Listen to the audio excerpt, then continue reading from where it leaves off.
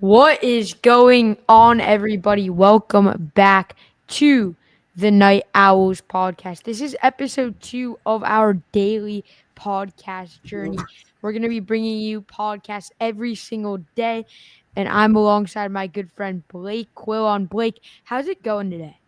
It's going fantastic. Very glad to be on the pod. A lot to talk about with these FAU Owls in fall camp so far, and I'm definitely excited to see what direction we go in tonight. Going to be great.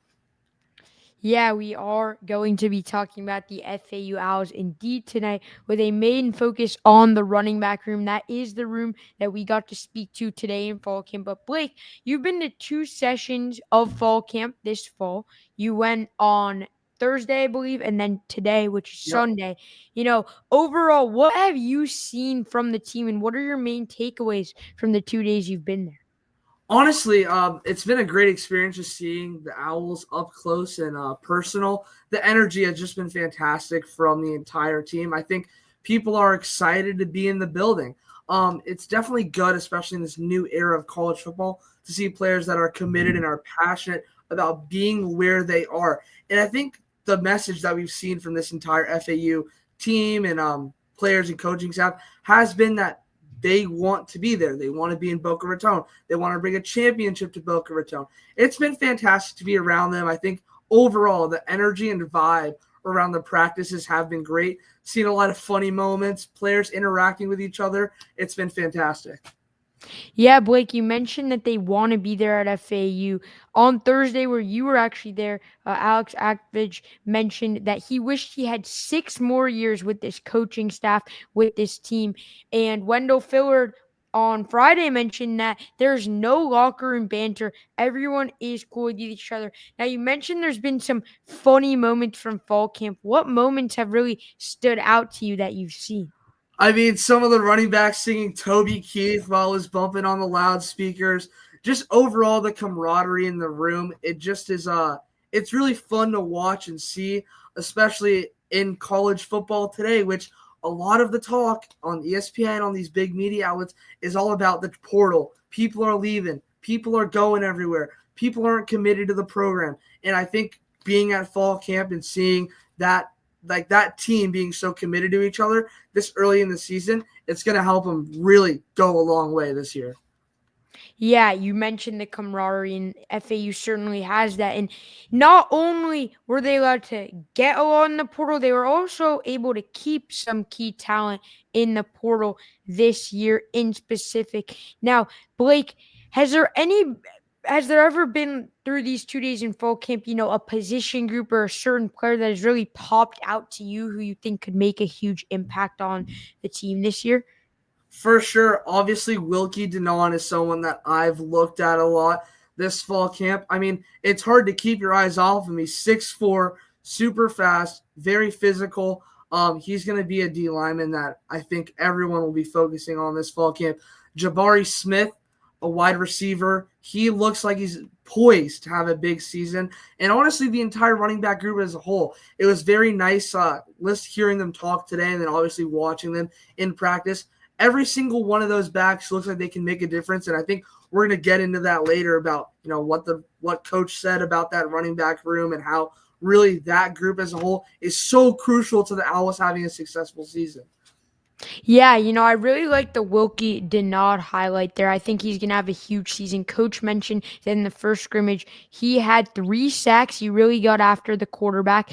Off the edge, he's going to be really speedy. He's going to have a good bounce off the D line. And I really think he could make a huge impact. You mentioned Jabari Smith. He's that deep ball threat that FAU is going to see on 3rd and long, maybe even 4th and long if they go for it in late game situations. He averaged over 17 yards per completion last year, which really shows that he's able to run those deep routes and be able to secure completions through that. So those are 2 guys who I definitely think could make a huge impact this year for the FAU team and the roster itself. Now, you mentioned the running backs, how we're going to get into that today. We both checked out the running back room today from fall camp. They were practicing their agility and footwork. What did you see from them on fall camp, on the field during drills? Yeah, Coach mentioned the jump cut drill today, which is on College Football 26, so I am a little bit familiar. But really focusing on the agility and footwork. But the one thing that I took away from watching the running backs and then speaking with them after is that they're so much more focused and not more focused. Obviously, every part of a running back is super important, but that physical element is really something that they practice and they preach. And you even see it on the field. They have like it's almost like a cage and the things sticking out of it. And they talked about it inside today, keeping their shoulders low when they're running the ball to be super physical. You can see just by how they practice and what they say that that physical element of the run game is going to be super important for everyone, even the smaller backs like Xavier Terrell and Jamari Sands. They're both extremely focused on being powerful. 100%. And something that also stood out to me is Coach said it's going to be a three-headed monster. Now, obviously, we expect Caden to be more of that ground and pound guy that you're going to give it to, and he's going to get the yards after touch. But I think that all three of them, as you mentioned, could be power backs. Caden mentioned he'd be a threat in the backfield out of the air, and that people are doubting him there. But a three-headed monster indeed. And if you look at the college football playoffs last year in the way that the G5 representative Boise State got in, it was through the running back room. It was through Ashton Genty. And obviously, Kitley mentioned that we're going to be a pass first offense, but he did like to run the ball at Texas Tech a lot. Do you think that if FAU wants to surprise some people this year, it's going to have to be through the running back room, just like how Boise State did it last year? 110%. You mentioned Boise State, another team that was in the college football playoff that dominated through the run game. And it may not have been the highlight of their team was Ohio State. Having two running backs getting drafted in the NFL is very rare for a college football team to have. I think the run game is just, it opens up so much. If you can have three running backs, like Coach was saying today, that can all have a share of the carries, it is going to be so great for FAU. And that's how they're going to be able to win games. You talk about pass first, the play action. You can't run a play action pass without a competent run game, because if the defense is expecting you to do play action every time, it's not going to work. It's not effective. But having every single running back in that field being able to run in the backfield, block, and obviously get downhill is just, it's almost unheard of in college football today with how pass focused it's becoming. Having the running back room that can do it all is going to be a huge advantage for FAU. And honestly, we mean football. We know how it goes. As the game goes on, the opposing team D-line get more tired, opens up more holes, and the run game is going to be so important for the Owls and any college football team. But if the Owls have a three-pronged attack with three different backs, Caden mentioned it today, how can you game plan for three different people to be getting the ball out of the backfield? It's almost impossible. Not every team has scout team running backs that can do everything like these three guys from FAU can do. FAU's running back room is going to be honestly, I think it's their key to success over anything else. Running the ball for the Owls is it's their season at this point. Yeah, 100%. You mentioned three guys who can take snaps. Now, obviously we are a month away from the season, but if you had to predict how the snaps would go, how many, that we'd see them on the field, would you say it's going to be a 33-33-33 split? Or do you want to favor one of those guys to be the primary guy taking carries? Or do you think, on a third down in long situation, we're going to more so play Xavier to set a screen, or maybe even play Caden to block? What do you think the overall snaps is going to look like for each one of those running backs? That's a fantastic question, and I think, in the presser today, Caden said, "Feed the hot hand," and I think that's going to be very important because a week by week basis, who's feeling the most healthy, who's the quickest right now. I think that's going to be important. It's going to vary week by week. The 33-33-33, I don't think that's going to happen for sure. I think Xavier Terrell, and Coach mentioned his leadership is going to be able to get him some more carries with the experience he has. So I think to start out the season against Maryland, it's going to be Xavier Terrell at that number one running back position. And coming out of fall camp, I think he is poised to be the running back number one. But as the season goes on, I would not be surprised to see if Jamari Sands can step into that role, if Caden can step into that role. It's going to be very interesting to see what this running back room does throughout the season and how that's going to throw off opposing teams. Because like I said before, game planning for 3 running backs, very difficult. 100% because you have to watch film on all three of them and the defensive line. It'd be hard for any team, no matter where you're coming from, to game plan for three. I agree with you. I think Xavier is going to be the primary back. Obviously, his experience last year, rushing for over 260 yards, and he had a great season in the carries he got. He averaged over 18.5 yards per carry, which is a Yep. huge positive for any running back itself. But I do agree, maybe if Caden is the hot hand, we'll feed him. Or if Jamari is, we'll feed him as well. So it's going to be very interesting in the running back room to see. Now, obviously, Coach Perk mentioned today that this is his 4th coaching staff, and of the 4 coaching staffs he's been with, this coaching staff under Kitley is planning to be more that air raid offense to try to air the ball out more. But do you think that the identity is ever going to switch into that running game, or do you think that throughout the season they're just going to continue to try to air the ball out and let Caden Veltkamp do his thing in the pocket? I think that the air raid offense, obviously, Kitley is going to rely on the pass game. It's just what he did at Texas Tech, and it's what he's most comfortable with. But we also got to point out at Texas Tech, his running back rushed for 3,000 yards in the 2 years he was with him. So clearly this run game is still going to be a crucial part of his offensive attack. Obviously, we like to put labels on offenses because that's what we like to do as media and fans. You want to understand that concept. But honestly, I think this air raid offense definitely still going to be the number one priority for Kitley, just with how deep that wide receiver room is and how good Caden Veltkamp can be. But I think this run game, I think it might lean more 50-50 as the season goes on. So you're saying that, half the time they're going to be aerating it out and half the time they're going to be running with no true identity? I wouldn't say no true identity. I'd say their identity can be, we're a team that can do it all. I mean, what do we need to do as an offense right now? And they're going to be able to adapt to certain teams. I think that's what's so great about FAU having a deep running back room and a deep quarterback and wide receiver room. They can adapt to what the team is going to show them. If you're facing a team that has corners that are just locking people down, why don't you turn to the run game more? Or if you see a team that, they've been exposed in the passing game, you turn to that air raid offense more. And it's not like obviously, I think these running backs are going to be crucial in the receiving game. So it's not like if we're running the ball, they're not going to be seeing the ball at all because they're going to be getting plenty of touches on screens and short passes and stuff like that. I think this FAU offense, it's going to be 50-50, but it's going to depend on what team we're going up against. That is true because you have to game plan against, maybe if one team has a really good secondary, we're going to run the ball more. If one team has a really strong defensive line, you can take down running backs, we're going to pass it more. So it definitely depends on the opponent. And I think that's an excellent take there. But when it comes to these 3 running backs, we obviously mentioned the ground game. It's going to be pretty split. But I want to talk about out of the backfield.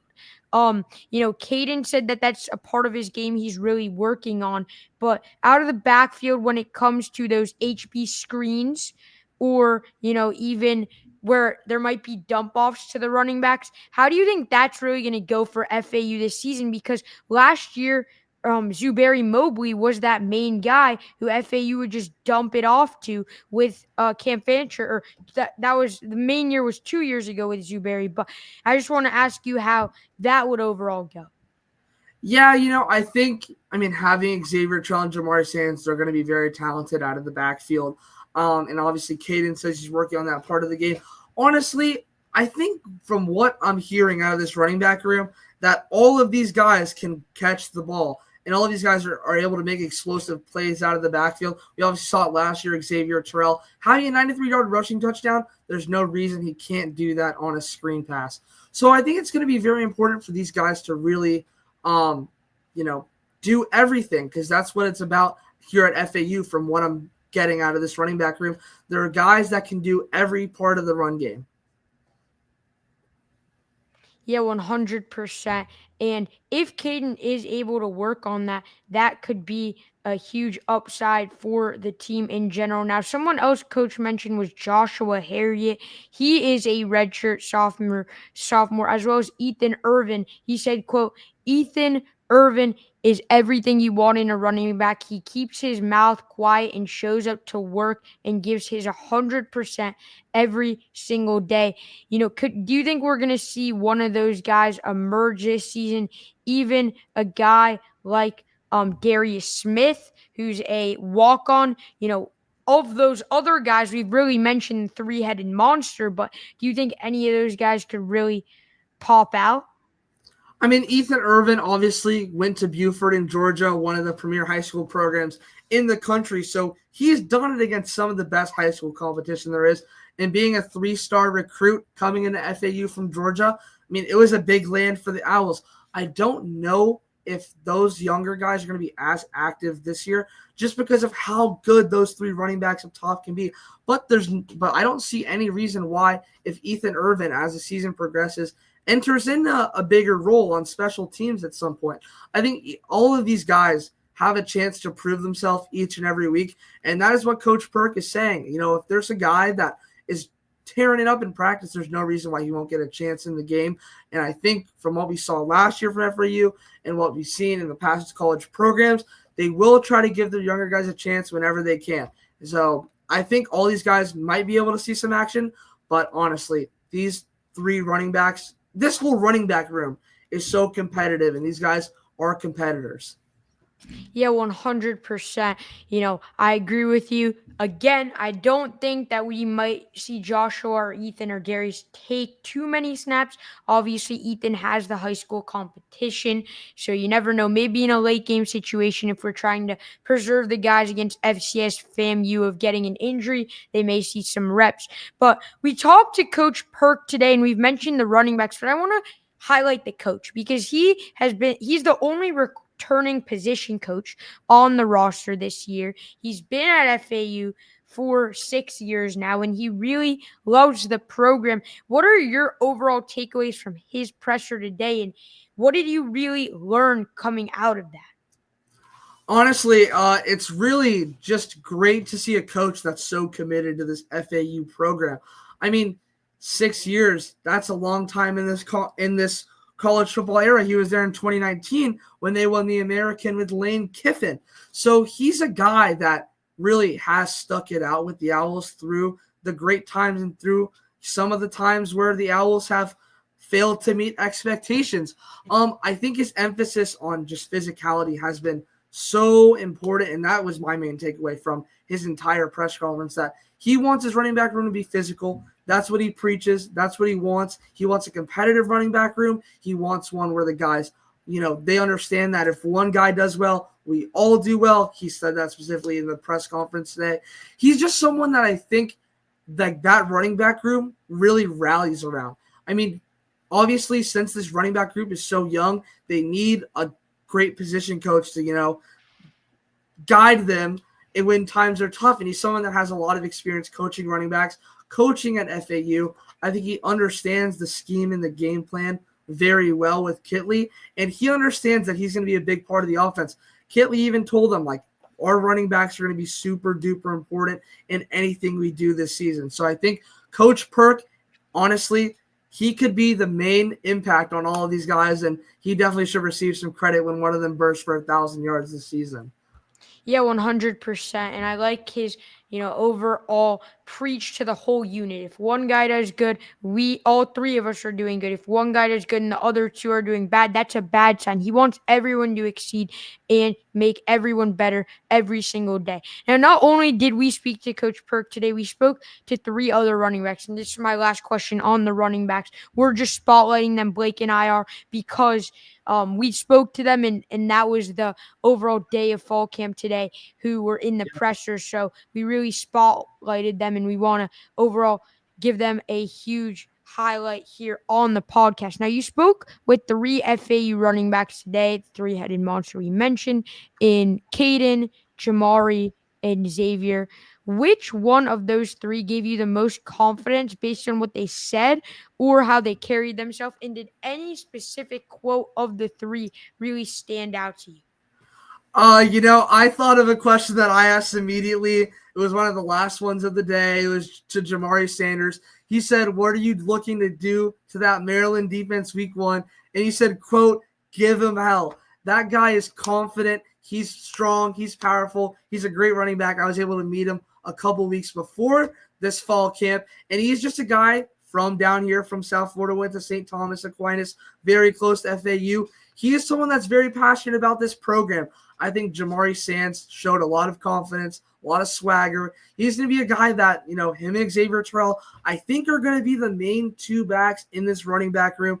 And Jamari Sands is definitely poised for a breakout season. 100% Blake. And he did say that on College Park. So who knows? I mean, FAU has played some Big Ten teams close. They played Michigan State last year to 6 points, Illinois the year before to 6 points as well. So they're in one possession games against Big Ten schools. The year before that, they played a Purdue team who made the Big Ten championship game, and they lost to them on a 2 point conversion. So if they're able to have a strong, dominant running back room, those one possession games could turn into wins because Exactly. because those running backs really are able to ground and pound, get yards after carries, and they're really able to produce out of the backfield. All three of them are really working on that. But tomorrow, we are going to be talking to the receivers. Blake can't make it tomorrow, but you're going to be seeing a lot of his amazing coverage through stand-ups throughout fall camp. So there's something to look forward to with Blake's coverage. But with the wide receiver room overall, what are you looking for with all of the wide receivers? Assad Wasim really stood out. Easton Messer transferring in with Caden Velkamp, nearing 800 yards last year. Jabari Smith, a deep threat. What are you looking at with the wide receiver room?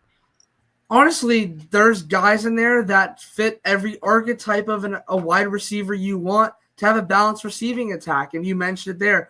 I think the connection with Velkamp has looked pretty strong. We've seen him in fall camp. I know the media, we do have a shorter viewing period, but whenever we walk by the wide receivers and quarterbacks, a lot of them look like they're pretty much on point. That wide receiver room is flashy. I mean, I was taking photos. They were hitting the Owls pose. Like, they're a confident group. I think this wide receiver group, obviously, Kitley, we preach it. He's focused on that air raid offense. You need good wide receivers to make that possible. They're going to be a huge part of FAU's success this season.